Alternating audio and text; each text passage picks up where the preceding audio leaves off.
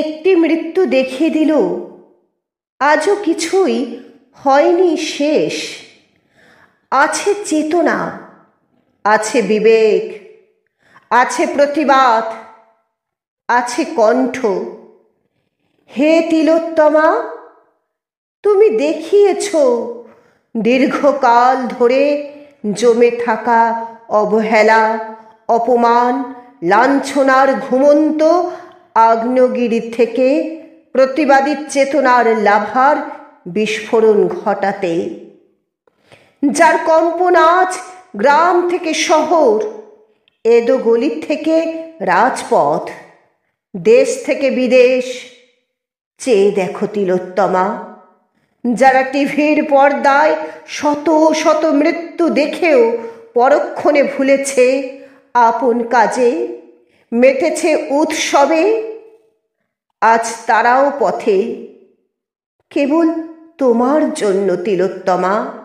তুমি এখন শত সহস্র মানুষের নির্ঘুম রজনীর কারণ।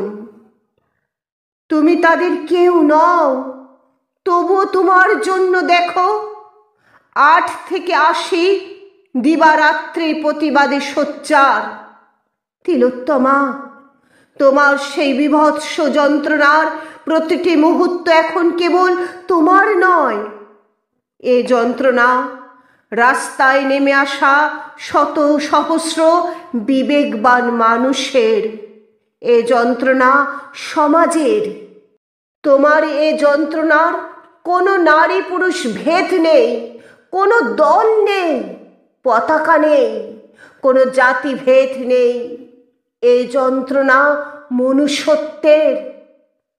হতাশায় হাহাকারে গুমড়ে ডুকরে ওঠে এই হৃদয়, যেন শত সহস্র হৃদয় মাঝে গ্রাস করেছে অমাবস্যার ঘুটঘুটে অন্ধকার।